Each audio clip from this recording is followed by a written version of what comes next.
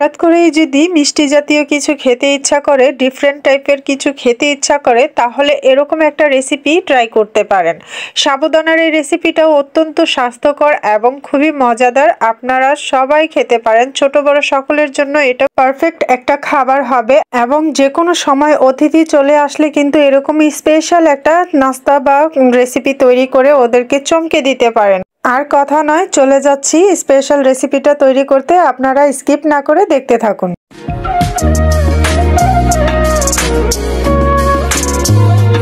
আসসালামু আলাইকুম, ওয়েলকাম জানাচ্ছি আবারও একটা নতুন ভিডিও দেখার জন্য। আশা করি সবাই ভালো আছেন। আলহামদুলিল্লাহ, আমিও ভালো আছি আপনাদের দোয়ায়। তো আজকে আমি সাবুদানা দিয়ে একটা স্পেশাল ডেজার্ট রেসিপি করব। আসলে এইটা না করলে বিশ্বাস করতে পারবেন না, এটা এতটা সুন্দর আর এতটা মজাদার হয়। আর এই সাবুদানার রেসিপিটা তৈরি করার জন্য কিন্তু আমি এখানে ছোট দানার যে সাবুদানাগুলো আছে সেটা নিয়ে নিয়েছি। আপনারা যে কোনো সাইজের সাবুদানাগুলো নিতে পারেন। তো এই সাবুদানাটাকে কিন্তু আমি গুঁড়ো করে নেব, এরকম আস্ত রাখবো না। আপনারা কেউ চাইলে এটাকে ধুয়ে পানিটা ঝরিয়ে রেখে দিতে পারেন, তারপরেও করে নিতে পারেন ডোটা। তো আমি যেহেতু একটু স্মুথ করব না, দানা দানা রাখবো, সেই ক্ষেত্রে আমি ব্লেন্ডারে দিয়ে একটু গুঁড়ো করে নেব। একদম ফিনিশিং গুঁড়ো করব না, একটু দানা দানা রেখে দেব। দেখতেই পারছেন এটা সুজি টাইপের হয়েছে। তো এই টাইপের করেই আমি করে নেব। আমি যে রেসিপিটা তৈরি করব এর জন্য কিন্তু এরকমই প্রয়োজন। তো এখন আমি এটাকে সামান্য সামান্য পানি দিয়ে গুঁড়া করে নেব, কারণ বেশি পানি দিলে যাতে নরম না হয়ে যায় সেদিকে খেয়াল রাখতে হবে। তো আমি অল্প অল্প অল্প অল্প পানি দিয়ে কিন্তু এটাকে গুঁড়া করে নেব, একটা ডো তৈরি করে নেব। আর আমি যে পানিটা ব্যবহার করছি এটা কিন্তু নর্মাল পানি, এখানে কোনো গরম পানি বা কুসুম গরম পানি ব্যবহার করছি না। আমি নর্মাল পানি দিয়ে ডোটা তৈরি করে নিচ্ছি। এতে করে যে সাবুদানাগুলো একটু আস্তে আস্তে রয়ে গেছে এটা একটু ভালো করে স্মুথ হয়ে যাবে, পানি খেয়ে নেবে। আর গরম পানিটা দিলে কিন্তু সেরকম হবে না। তো সেই কারণে আমি এরকম আস্তে আস্তে করে নিচ্ছি। এখন এই পেলাটা থেকে নামিয়ে আমি এই প্লেটটায় নিয়ে আস্তে আস্তে কিন্তু ডোটা তৈরি করে নেব।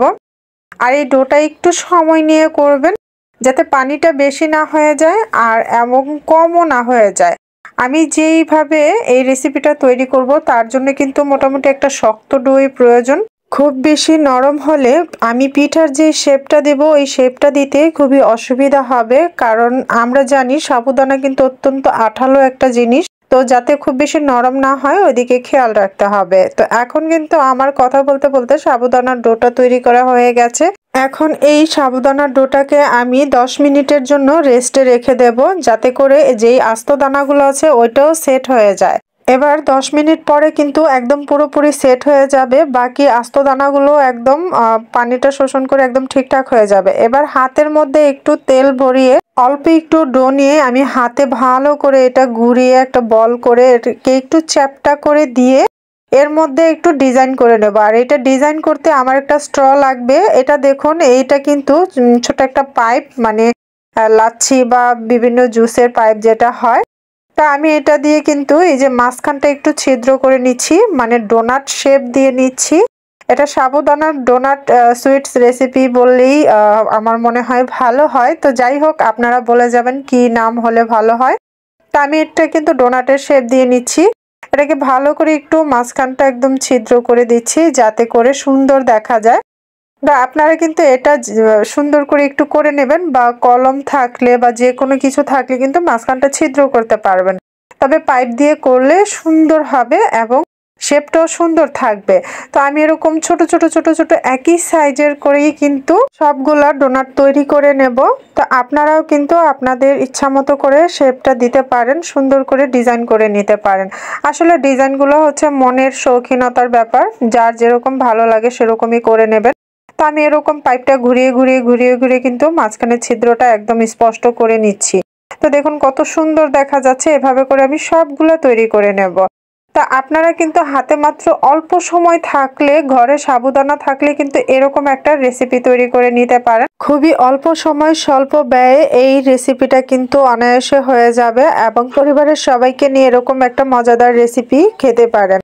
তো এভাবে করে কিন্তু আমার সবগুলো ডোনাট তৈরি হয়ে গেছে। দেখুন কতটা সুন্দর দেখা যাচ্ছে, কতটা কিউট দেখা যাচ্ছে। আর এগুলো চেষ্টা করবেন যতটা সম্ভব ছোট করার, তাহলে কিন্তু খেতে বা দেখতে ভালো লাগবে। আর এগুলা কিন্তু পরবর্তীতে অনেকটা ফুলে ওঠে, যাতে করে খুব বেশি বড় না হয়ে যায়, ওদিকে লক্ষ্য রাখবেন।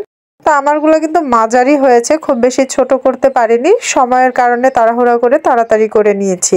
তো এখন এগুলাকে আমি সিদ্ধ করে নেব। আর এগুলা কিন্তু আমার তৈরি করার সময় একটু ভুল হয়ে গেছে, আমি কিন্তু ডোটার মধ্যে লবণ দিতে ভুলে গেছিলাম। আপনারা নিশ্চয়ই ডোয়ের মধ্যে লবণ দিয়ে দেবেন, আর আপনারা চাইলে একটু চিনিও ব্যবহার করতে পারেন ডোটা করার সময়। তো আমার কিন্তু স্কিপ হয়ে গিয়েছিল, সেই কারণে আমি পানির মধ্যে লবণ দিয়ে পানিটা গরম করে তারপর কিন্তু এই সাবুদানার ডোনাটগুলো কিন্তু আমি সিদ্ধ করে নেব প্রায় 2 মিনিটের মতো। 2 মিনিটের ভিতরেই কিন্তু এটা ফুলে ডাবল হয়ে যাবে এবং উপরে ভেসে উঠবে। উপরে ভাসলেই বুঝতে হবে যে এই সাবুদানাগুলো সিদ্ধ হয়ে গেছে। তো দেখুন এটা কিন্তু অনেকটা ডাবল হয়ে গেছে, তো এর চেয়েও ফুলে উঠবে। তো দেখুন কেমন দেখাচ্ছে। তো এটা কিন্তু সেদ্ধ হয়ে গেছে, এখন নামিয়ে আমি ঠান্ডা পানি ধুয়ে নেব। তো এটা কিন্তু আমি এখন একটা চালনির মধ্যে নামিয়ে এখন আমি দুধ বসিয়ে দিয়েছি। এখানে 1/2 লিটার দুধ আছে, 1/2 লিটারের চাইতে একটু বেশি আছে। তো এর মধ্যে আমি 10 টাকা দামের 1 প্যাকেট গুঁড়ো দুধ দিয়ে দিচ্ছি। দুধটা কিন্তু অলরেডি অনেকটা গরম হয়ে এসেছে। তো আমি এটাকে 5 মিনিটের মতো জাল করে নেব, খুব বেশি ঘন করারও প্রয়োজন নেই। আপনারা চাইলে এর মধ্যে ঘন করার জন্য গুঁড়ো দুধ বেশি করে দিয়ে দিতে পারেন। এই পর্যায়ে আমি সামান্য একটু লবণ দিয়ে দিচ্ছি, মিষ্টি জিনিসে লবণ না দিলে মিষ্টি হয় না। তো আমি একটু লবণ দিয়ে দিলাম। আর এখানে 1 চামচের মতো নারিকেল কোড়া দিয়ে দিয়েছি। এটা কিন্তু নারিকেল কোড়াটা দেওয়াতে খেতে একটু মজা লাগবে। তো নারিকেল কোড়াটা দেওয়ার পরে এখানে আমি চিনি দিয়ে দিয়েছি 1/2 কাপের মতো। চিনিটা যার যার পছন্দ অনুযায়ী দেবেন। তো আমি এখানে কিন্তু খেজুরের গুড় ব্যবহার করতে চেয়েছি। তো আমার মেয়ে রিকোয়েস্ট করেছিল যে খেজুরের গুড় না দিয়ে চিনি দিয়ে রান্না করার জন্য, সেই কারণে আমি চিনি দিয়ে রান্না করেছি। তবে আপনারা অবশ্যই খেজুরের গুড় দিয়ে ট্রাই করবেন, দেখবেন এর স্বাদ দ্বিগুণ হয়ে যাবে। তো এখন আমার এই সিদ্ধ করে রাখা এই সাবুদানার ডোনাটগুলো আমি দিয়ে দিচ্ছি। তো এগুলো দেওয়ার পর কিন্তু এগুলো আবার ফুলে উঠবে। তো আমি সাবুদানার এই ডোনাটগুলো দেওয়ার পরে প্রায় 5 থেকে 6 মিনিটের মতো জাল করে তারপর এর মধ্যে কিন্তু আমি কর্নফ্লাওয়ার মিশিয়ে দেব, যাতে দুধের ঘনত্বটা হয়, মানে শিরার ঘনত্বটা তৈরি হয়, সেই কারণে কর্নফ্লাওয়ারটা ব্যবহার করব। তো দেখুন কতটা সুন্দর হচ্ছে, এই দেখুন একদম ফুলি কিন্তু ডাবল হয়ে গেছে আর পাতিল একদম পুরো ভরে গেছে। আমার আসলে পাতিলাটা ছোট হয়ে গেছে, তো নাড়তে একটু সাবধানে নাড়াচাড়া করছিলাম। তো দেখতেই পাচ্ছেন এগুলো ফুলে কিন্তু ডাবল হয়ে গেছে। পরে আবার নামানোর পরে এগুলা আর একটু চুপসে যাবে, তো ভয়ের কিছুই নেই। আর দেখতে কিন্তু খুবই সুন্দর লাগছিল। এবার এই পর্যায়ে আমি এখানে 2 টেবিল চামচের মতো কর্নফ্লাওয়ার গুলে দিয়ে দিচ্ছি। কর্নফ্লাওয়ারটা আমি একটু বেশি দিয়েছি যাতে দুধের শিরার ঘনত্বটা একটু বেশি হয়। আপনারা চাইলে এখানে 1 টেবিল চামচ ব্যবহার করতে পারবেন, সেই ক্ষেত্রে এতটা ঘনত্ব হবে না, সামান্য ঘনত্ব হবে। তো আমি আমার পছন্দ মতো দিয়ে দিয়েছি, আমি যেরকম রান্না করতে চাইছি জাস্ট ওরকমই করেছি। কথা বলতে বলতে আমার রান্নাটা পুরো কমপ্লিট হয়ে গেছে। আমি একটা বোলের মধ্যে ঢেলে নিয়েছি।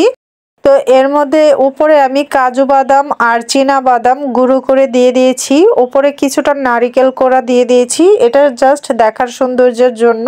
তো তৈরি হয়ে গেল সাবুদানার অসাধারণ সুন্দর একটা রেসিপি, ডোনাট সুইটস রেসিপি। এই রেসিপিটা একবার হলো ট্রাই করে দেখবেন, খেতে অসাধারণ এবং দুর্দান্ত। মেহমানদের আপ্যায়ন করার জন্য কিন্তু একটা নতুন একটা ডিশ। তো বন্ধুরা আজকের এই সাবুদানার রেসিপিটা তোমাদের কাছে কেমন লেগেছে অবশ্যই কমেন্ট বক্সে জানিয়ে যাবে। আর যদি ভালো লাগে অবশ্যই বেশি করে শেয়ার করে দেবে তোমার পরিবার এবং আত্মীয় স্বজনের মাঝে। আর যারা ধৈর্য ধরে এতক্ষণ ধরে আমার ভিডিওটা দেখছো, লাইক দিতে ভুলে গেছো, একটা ছোট্ট করে লাইক করে দেবে। আর তোমাদের জন্য শুভকামনা রইল, আমার জন্য সবাই দোয়া করবে। আজকের মতো এখানেই বিদায় নিচ্ছি, ভালো থাকবে, সুস্থ থাকবে, আল্লাহ হাফেজ, আসসালামু আলাইকুম।